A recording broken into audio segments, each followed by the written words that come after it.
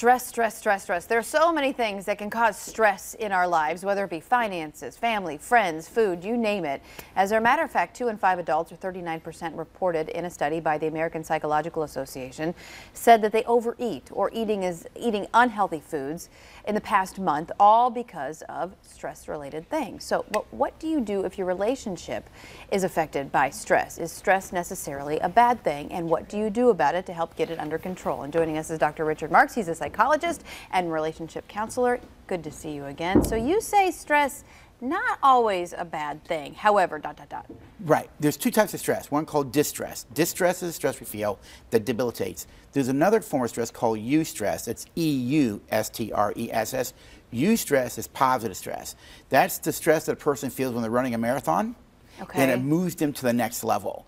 So it depends on how you respond to stress that will determine whether it's distress for you or eustress. So what kind of stresses do you find mostly that couples are facing in relationships? A lot of the things are differences in opinion, differences in beliefs, not listening to each other, not hearing each other. Well, I had a mentor of mine, Dr. Lori Gordon, tell me once, she says, Rick, whenever you're experiencing stress and conflict in a relationship, you're missing one key point. And I said, what's that, Dr. Gordon? Yeah. She said, what you're missing is that there's something you don't know about Luella yet. Because if you knew it, you could deal with it. So you might want to see the stress and conflict as an opportunity for you to learn something that you don't know. And I stepped back from that and I came home and I went, it's true. If I took the time to listen and understand, I got knowledge and insight, and I'll notice all the stress went away once there was a connection and a bond. So if you find that your significant other is stressed in the relationship and they're forthcoming with it, or maybe they're not, they're just maybe they just seem like they're stressed out, you say step one is to listen. I would say, yeah, what's going on? Let me understand. Help me understand what's going on for you. And you step back and listen. And by the way, I always tell men, don't try and fix it. Okay. All right, we want to fix fixers? things. Yeah, a lot of men We're are not fixers. a car engine. No. I mean, come on. So if we can see stress as a signal that something has to change, that's a great way to put it. That when there's stress going on, then something needs to change. To keep doing what you're always doing just creates more stress. So I see stress now as a signal that, okay, I've got to step back, look what I'm doing, look at the situation, and do something different. And when I find out what I can do different, I find the stress goes away. It's tough to change, though, right? Oh, very much so. And it's hard to listen. Don't you find that's like the #1 thing that couples probably don't do enough of is listening? Which is why we teach listening skills, because listening is a skill you can learn and you become a master at it. But you've got to, I've learned you've got to move to humility.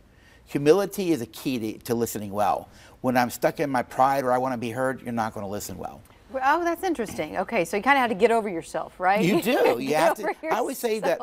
I have two words I say with all my couples: love listens, self talks. That doesn't mean I get to invalidate how I think and feel, but the greater gift is for me to say, Casey, I'll listen to you. Help me understand what's going on. I move to empathy and humility and hear how it is for you.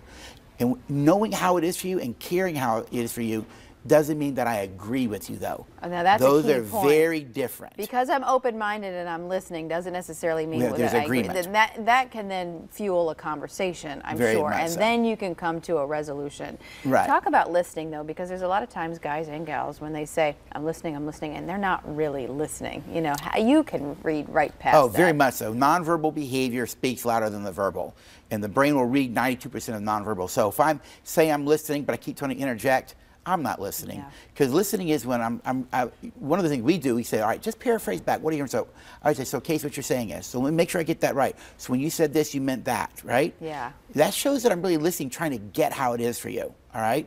What that really says to you is that I value you, and how you think and feel is valued. That is so key. And I believe it's a value issue. Yeah, it's a respect. But value is a very powerful word. They're telling me we have to go. But value is a powerful word in the sense that I care enough to listen to what you have to say, and then I'm going to then respond and we're going to have it's like a conversation, right? It seems so silly, but it's like that's the #1 thing that so many couples have problems with. But real quick, let me just throw some tips. Yeah. If you find yourself stressed, self-soothe, go listen to music, get away, take deep breathing, take a time out if the conflict's not going well, take a time out, get away, go do something less stressful, come back, schedule a time to deal with the stress in the relationship, plan the conversation. So sometimes you got to self-soothe, got to get away, let the energy die down, and then come back and deal with it in a healthy way. Fresh take. All right. Good to see you, Dr. Marks. Always great advice. We appreciate you. And you get more information on Dr. Richard Marks by heading to his website, which is livethelife.org.